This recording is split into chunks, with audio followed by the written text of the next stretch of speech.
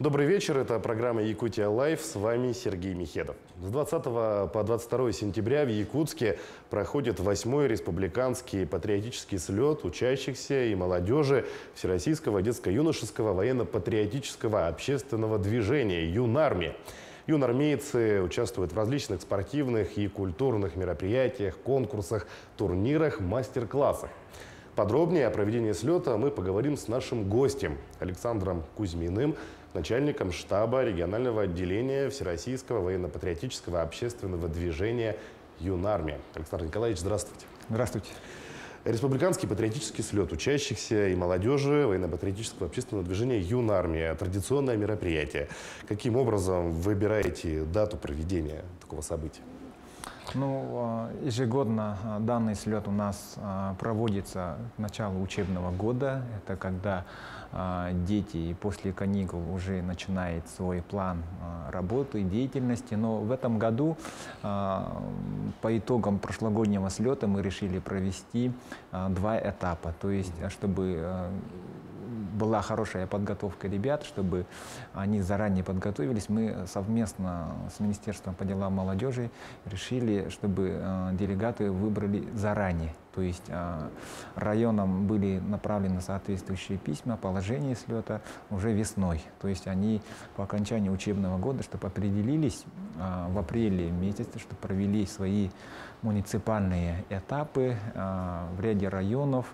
И подготовка началась уже с лета. То есть во всех, скажем так, муниципальных районах есть свои летние лагеря отдыха и оздоровления, пришкольные лагеря, дневные, различные, и в полевых условиях проводятся. Поэтому команды приехали на слет, на финальный этап у нас в сентябре подготовленные. Заранее они знают, чем они будут заниматься, поэтому мы ожидаем, конечно, хороших результатов. Вот уже сегодня 2-й день слета, и завтра у нас будет закрытие. Поэтому такие даты, когда середина сентября, пока у нас хорошая погода, обычно у нас бывает, поэтому ориентируемся на сентябрь, и потом уже октябрь, понятно, у нас уже начинается закрытие, у нас и переправы, и отдаленные районы не смогут, к сожалению, приехать, поэтому сентябрь очень удобное время. И в зимнее время у нас есть свои определенные другие мероприятия, которые у нас проводятся. Поэтому районы, делегаты и школы, команда, они привыкли, уже который год проводим, они уже знают заранее, что в сентябре у нас в 20-х числах уже проводится слет. Поэтому время достаточно удобное. И уже дети уже в школах, учителя вышли из отпусков, кое-какие работы они уже провели летом, в лагерях и так далее. Поэтому время хорошее. Задать вопрос гостю программы можно в прямом эфире по телефону 42 14 39 или по номеру горячей линии в мессенджере Telegram +7 914 235 0502. Также вы можете задать вопрос через наше мобильное приложение. Чтобы скачать его, достаточно отсканировать QR-код, который вы сейчас видите на экране. Слет движения Юнармии, мероприятие серьезное, крупное. Какие у него цели и задачи основные? Целью слета является это создание условий для укрепления развития системы патриотического воспитания в молодежной среде, а также формирования духовно-нравственных ценностей для подрастающего поколения. Он также нацелен на объединение наших юнармейских отрядов, на сплочение, то есть они ждут данный слет, готовятся, и в результате проведения слета у них формируется, скажем так, общение, не только в составе соревнований, но и в неформальной обстановке.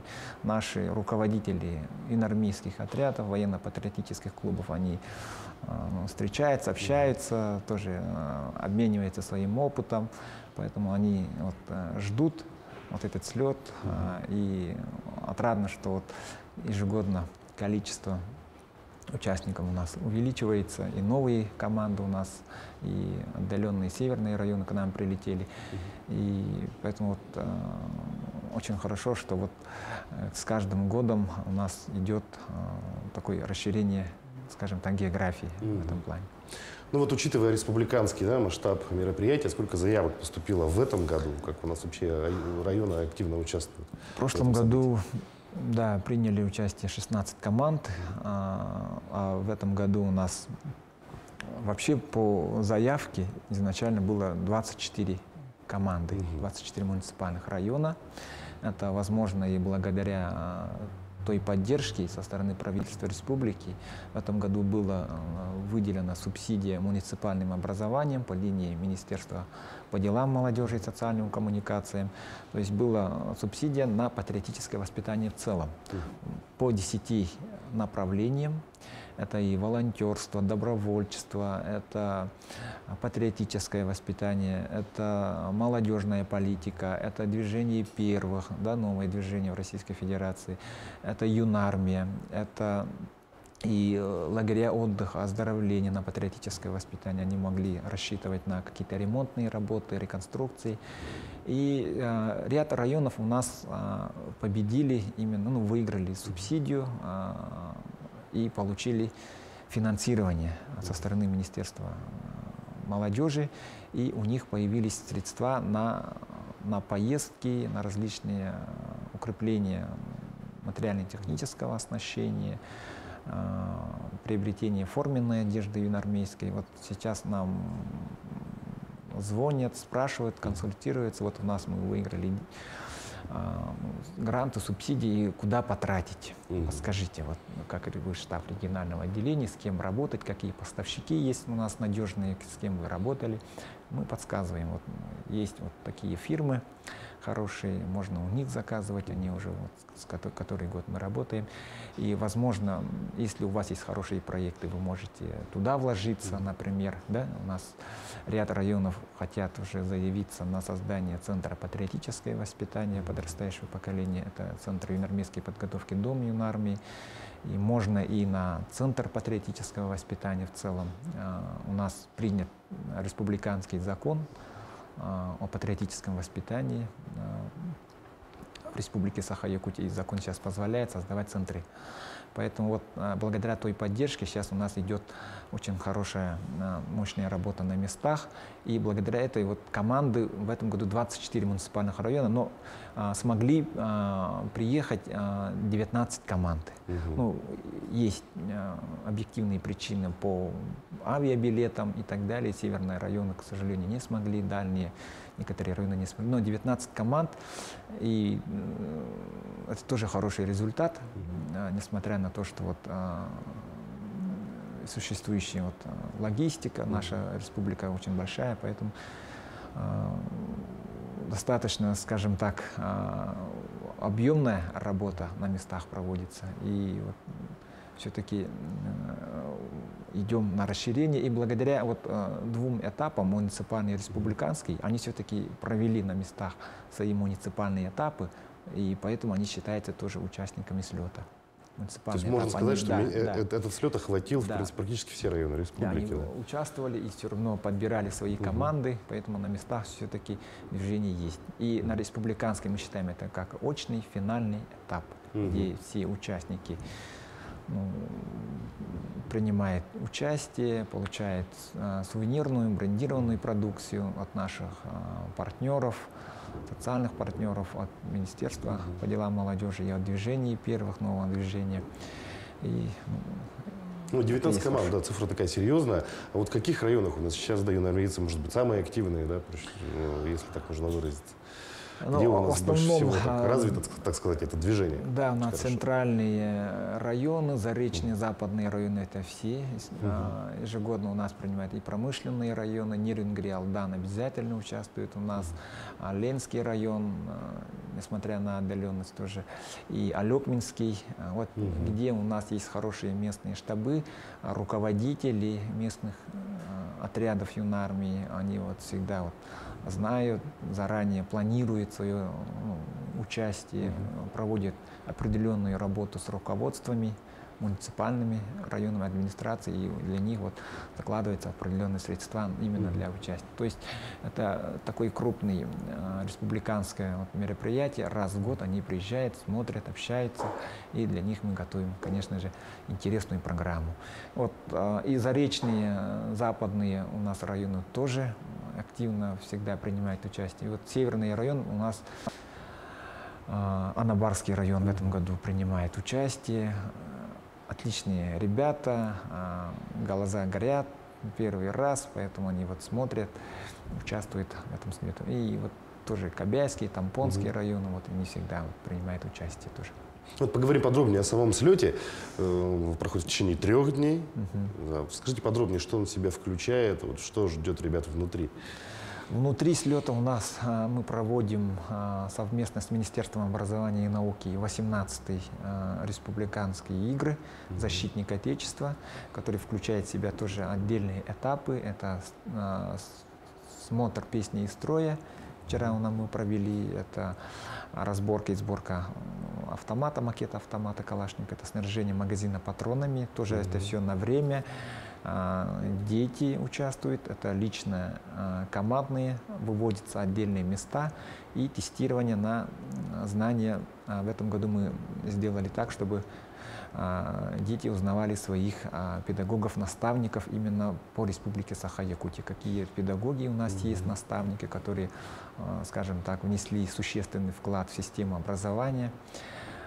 Все-таки у нас в этом году год педагога и наставника в России, поэтому вот дети заранее изучали историю образования Якутии, какие у нас были хорошие, скажем так, педагоги, учителя. И сегодня у нас 2-й день слета. Мы проводим всефизическую подготовку. Хорошая физическая подготовка – это обязательный залог успеха не только юноармейца, но и каждого школьника. И пулевая стрельба, тоже из пневматической винтовки. У нас сейчас как раз-таки заканчиваются вот эти этапы, и подведение итогов у нас уже будет завтра на закрытии. Также в рамках слета у нас запланирован ряд мероприятий. Это 4-й юноармейский турнир по гиревому спорту среди школьников. Здесь участвуют уже добровольно по мере физической подготовленности. Ну, практически все, вот 19 команд, они заявились на весовые категории. У нас 5 весовых категорий согласно правилам гиревого спорта России. У нас судьи из общества «Динамо», из детской юношеской спортивной школы, из Центра национальных видов спорта, тоже у нас представители федерации. Поэтому вот этих мероприятиях они тоже охотно участвуют, очень хорошие призы. У нас дети будут, надеюсь, рады. Победителей. Вот этот турнир мы проводили еще в период пандемии. То есть, когда мы проводили первый турнир по гиревому спорту, у нас как раз-таки была объявлена пандемия, и мы решили провести онлайн заочные турниры. То есть дети могли снимать свои видео, упражнения по гиревому спорту, юноармейский рывок, и направляли на экспертную оценку судей. И вот в течение 2 лет мы проводили онлайн соревнования, и сейчас вот 2-й год мы проводим очный этап турнира. Ну, очень интересно детям. И мы в рамках слета также проводим 3-й республиканский смотр-конкурс среди военно-патриотических клубов, юноармейских отрядов. Они у нас насчитываются тоже. Клубы у нас 284 военно-патриотических клуба. Это при школах. Создаются, соответственно, с приказом руководителя образовательной организации. У них отдельная символика, гербы, уставы. Они работают у нас уже давно, с 90-х годов. Хорошая история у них. Есть что рассказать им, показать. Дети активно участвуют не только в республиканских областных мероприятиях, но и выходят за пределы республики. Участвуют, есть хорошие результаты. И юноармейские отряды, несмотря на то, что они вот создаются с 2016 года, у них тоже есть хорошие показатели, и мы хотим вот в рамках смотра посмотреть их деятельность, оценить какие у них опыты, наработки. Там есть 10 критериев. Это начинает от статистики, от плана работы, взаимодействия с партнерами, какие у них соглашения, планы. Это летний отдых, чем они занимались летом, сколько у них охват. Это и грантовая поддержка, как они работают по этому направлению. И, конечно же, достижения детей. Все это учитывается, и будут также объявлены победители по данному конкурсу. Этот конкурс у нас также проводится по линии главного штаба среди региональных отделений. Это всероссийский смотр-конкурс, и мы адаптировали вот этот конкурс для уже наших руководителей юноармейских отрядов местных штабов, чтобы по итогам данного конкурса мы тоже принимали участие на всероссийском этапе. И по итогам всероссийского конкурса наша республика, наше региональное отделение юнармии занимает уже который год подряд 3-е место по Дальневосточному федеральному округу. Направляется соответствующий кубок и диплом за подписью заместителя министра обороны Российской Федерации, либо за подписью начальника главного штаба юнармии. Разные годы у нас то ли начальник штаба, один год у нас был за подписью замминистра обороны. Конечно, это же очень большой результат. Мы, по-моему, 1-е место ежегодно занимает Хабаровский край и Забайкальский край. Понятно, у них воинские части, у них есть очень хорошие полигоны, поддержка, Восточный военный округ, но мы не унываем, работаем на достижение. Это бальная тоже система, там все учитывается, и даже награды учитываются начальника главного штаба, регионального штаба. Если у меня есть награды государственные, ведомственные, то это плюс. Если нет, то это балл. Спорных моментов есть, конечно, коллеги тоже обсуждают, почему вот такие-то моменты, критерии поставили, где невозможно нам было принимать участие. И, конечно, учитывается всероссийские участие юноармейцев во всероссийских мероприятиях. Поэтому наши юноармейцы, благодаря поддержке наших родителей, принимают во всех ключевых мероприятиях по линии главного штаба юнармии. Так, и по программе слета тоже очень важное завтра мероприятие. Это мы участвуем благодаря также поддержке правительства. Мы в 2021 году подписали соглашение, главный штаб юнармии и правительство республики. Такое рамочное соглашение, но есть там очень такие пункты, где правительство взяло обязательство поддержать юноармейское движение Республики Саха-Якутия. И в рамках данного соглашения мы реализуем федеральные проекты на территории Республики Саха-Якутия.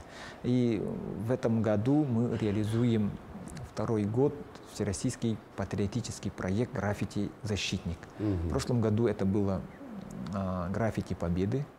Мы рисовали героя Советского Союза Николая Савича Степанова, нашего земляка, которому исполнилось в прошлом году 100 лет. И мы рисовали на стене театра юного зрителя в прошлом году и также открыли в рамках слета юнармии 23 сентября. В этом году мурал посвящен нашему земляку, участнику специальной военной операции, героически погибшему, гвардии старшего сержанта Василию Данилову. И при поддержке близких, родственников героя, при поддержке администрации города Якутска, правительства республики, мы завтра торжественно откроем данный мурал. Это в целях патриотического воспитания. Также будет изображен наш юноармеец, отличник учебы, учащийся воспитанник Центра юноармейской подготовки Дом юнармии. И завтра в 11 часов мы приглашаем жителей на открытие. Надеемся, что мурал получится таким. А где будет открываться мурал? Это будет 202-й микрорайон, дом 1/2. Это торговый центр «Набережный». Есть требования по нанесению граффити, оно непростое. Обязательно юноармейцы должны рисовать совместно с художником. Художник у нас прилетел 19 сентября. Профессиональный художник направляется с Москвы. Финансирование полностью федеральное, то есть проезд в Якутск и обратно художника за счет субсидий федералов. Поэтому мы здесь предоставляем только стену. И по стене тоже свои требования. То есть стена должна быть низкая, чтобы юноармейцы, дети рисовали стоя на земле. Они не должны подниматься выше. Если выше, то уже субсидия не распространяется. То есть это уже отказ. А проблема Якутска, ну, республики, у нас вечная мерзлота, в основном у нас на сваях, поэтому где мы выбирали, то у нас вот обязательно просят фотки. И сразу отказ. Ну, высоко, здесь детям нельзя подниматься, поэтому вот стена подходящая и общественное пространство. То есть там летнее время, в сторону пляж и площадь Победы. И с одной стороны мемориальный комплекс солдат Туймада. То есть оживленное место. И ну, то есть это, я так понимаю, место, где были футболисты раньше нарисованы, да, по-моему, его сейчас закрасили, и вот как раз там появится мурал. Вот там как раз-таки появится новый мурал. И во всех субъектах сейчас вот создаются вот такие граффити. И недавно вот открыли во Владивостоке, по-моему.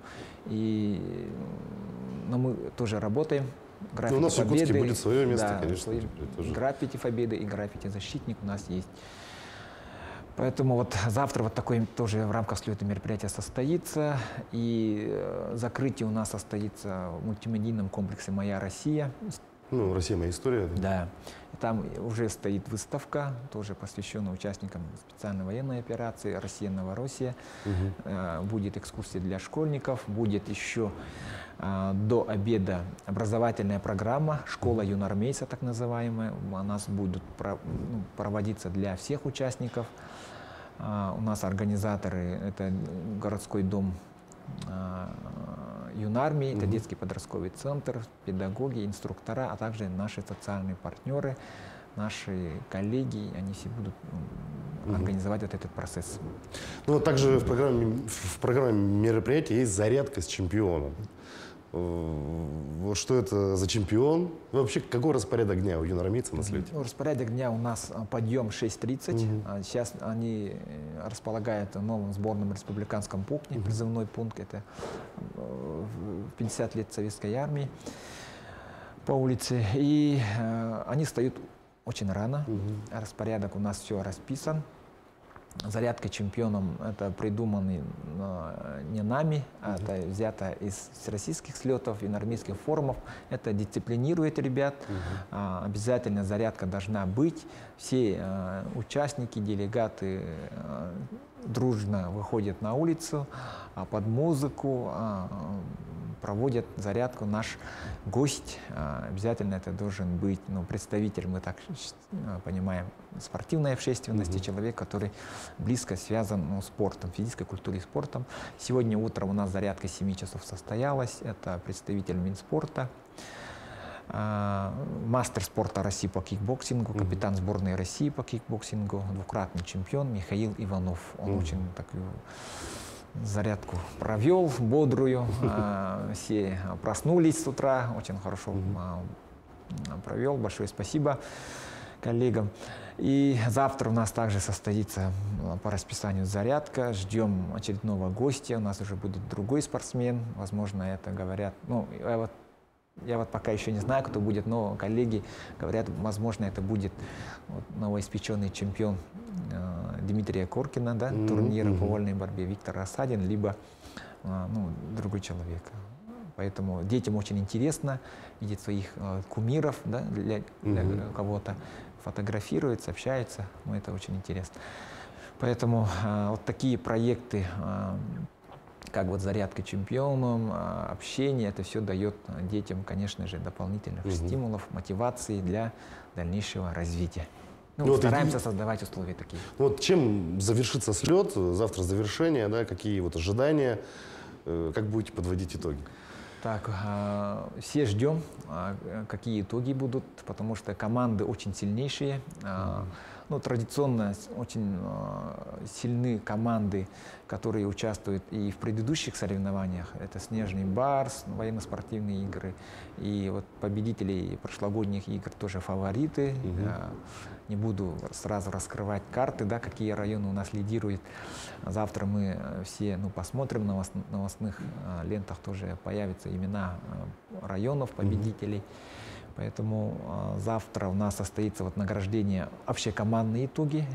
По этапам мы уже сразу награждаем день-день, чтобы все не накопить на последний день. Завтра вот защитник Отечества общекомандные и смотра конкурса награждения. И будем награждать также активистов, отличившихся по линии движения юнармии. У нас есть две ведомственные знаки по линии юнармии. Это республиканская и всероссийская. Республиканская — это по линии Министерства по делам молодежи. Это нагрудные знаки, юнармейская медаль имени Феликса Поморцева. Это серебряные медали. Вручается как и детям юнармейцам, так и руководителям. Очень хороший знак. Благодаря вот, Министерству молодежи, авторам, по-моему, в 16-17 годах основали, сегодня вы тоже рассказали историю, вот первый наш начальник юнарного, вот Анатолий Храмов, говорил, что вот я вот тоже внес свою лепту именно вот в создание вот этого знака, и тогдашний, по-моему, министр Афанасий Семенович Владимиров, по-моему. И всероссийские знаки нагрудные — это юнармейская медаль, юнармейская доблесть 3 степеней. Также будем награждать детей.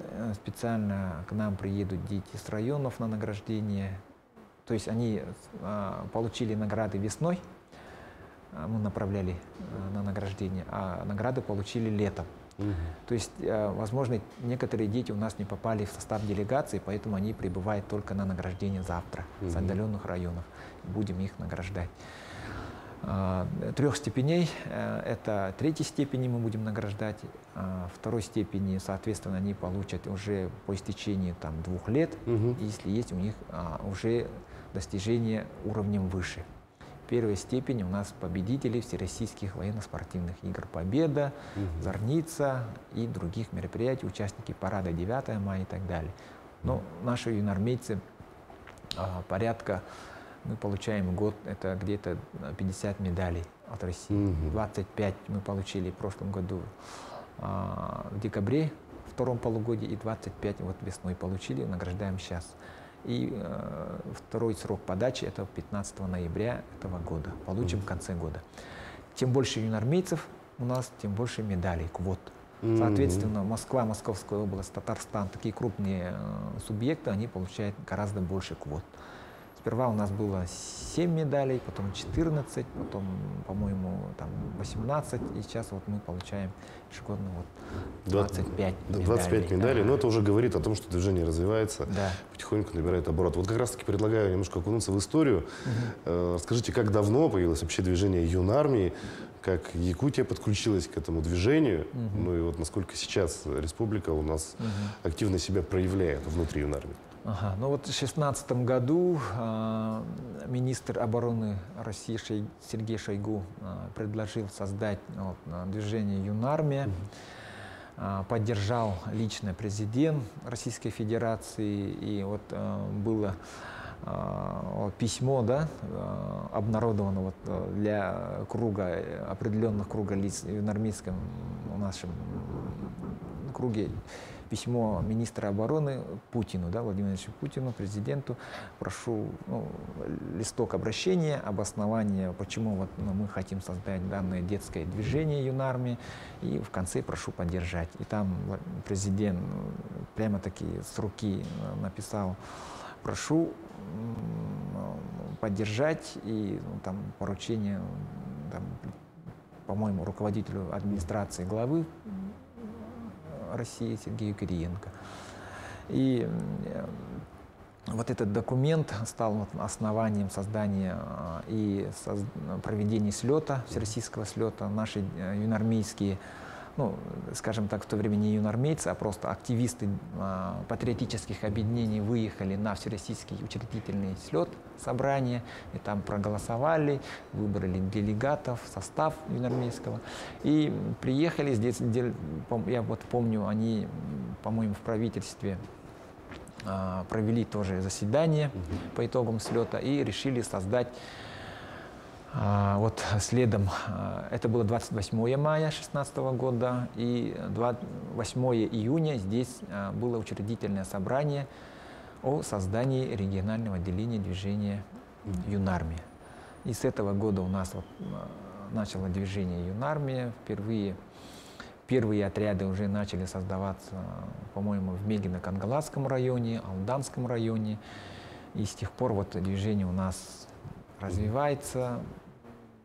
Каждым, скажем так, годом все больше и больше. Все больше и больше участников. Да. Да? Ну, вот в прошлом году в Якутии открыли первый дом Юнармии. Вот что он из себя представляет, что за учреждение? Дом Юнармии – это многопрофильный центр юнармейской подготовки, реализующий уставные задачи движения Юнармии. То есть оно работает по всем направлениям дополнительного образования. Центры Юнармии, домов Юнармии сейчас в основном во всех субъектах Российской Федерации созданы. Где-то очень, вот коллеги, вчера тоже было заседание по видеоконференц-связи, там, почему в Красноярске, Татарстане очень много домов Юнармии, а у нас в республике только один. Вот вопрос именно по созданию условий. То есть есть ряд тоже требований по созданию домов Юнармии. Можно создать как с юридическим лицом, и можно и без образования юридического лица. Но без образования юридического лица намного проще, потому что существует у нас сеть дополнительных образований для детей, которые работают именно тоже, в том числе и по гражданско-патриотическому воспитанию. У них есть сейчас центры доп. Образования вот, в городе Якутске, вот, детский подростковый центр, они вот, активно включились в прошлом году, и благодаря вот, паспортизации дома они получили свидетельство, благодаря поддержке администрации города Якутска, лично вот, мэра Евгения Николаевича, дом Юнармии появился. Они получили федеральное финансирование абсолютно бесплатно тоже. Это направляется с главного штаба Юнармии. Перечень очень большой. И благодаря вот Дому Юнармии наши юнармейцы города Якутска, но и не только, могут и школьники, любые школьники системы образования, они могут посетить Дом Юнармии. Там проводится очень много спектр мероприятий именно по... Там и поют, танцуют, и медийная студия, и не только вот военная подготовка, но и по всем направлениям деятельности. Ну, в любом случае, движение Юнармии будет набирать обороты в ближайшее время, да, даже в ближайшие месяцы, может быть. Вот расскажите, как можно попасть в движение Юнармия, что для этого нужно сделать? Ну и вообще, может быть, какими качествами стоит обладать ребенку перед тем, как обращаться в Юнармию и вступать в движение? Ну, движение у нас абсолютно открытое, всероссийское детское движение, это общественное движение. Вступают дети в возрасте от 8 до 18 лет. Они могут обратиться по месту жительства, по месту учебы. У нас сейчас очень много, скажем так, сотрудников, которые курируют, координируют в целом патриотическое воспитание. Это советник директора по воспитательной работе и взаимодействию с общественными организациями. Это и кураторы движения первых на местах в муниципальных районах. У нас созданы во всех практически районах такие отделения. И, конечно же, это сами руководители, да, образовательных организаций, педагоги, учителя, педагоги, они все понимают, что вот такое движение, вступление в ряды, это дает дополнительную возможность детям на развитие, на самореализацию, совершенствование.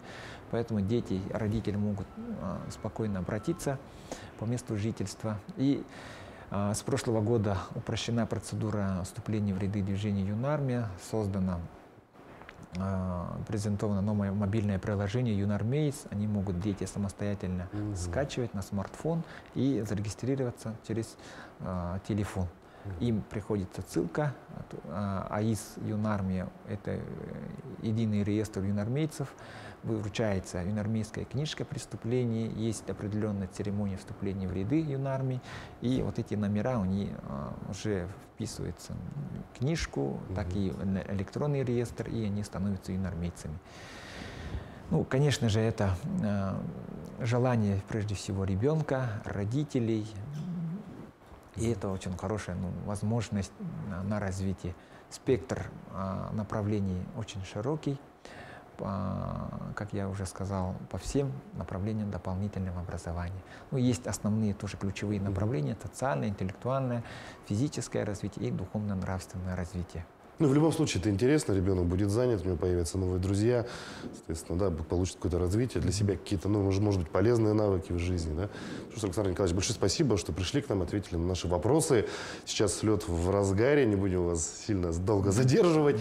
Желаем успешного завершения, ну и, конечно же, роста и процветания движения «Юная армия» у нас в республике. Спасибо. На этом выпуск программы «Якутия Лайв» подошел к концу. Меня зовут Сергей Михедов. Смотрите нас по будням 19:15. Расскажем, чем живет Якутия.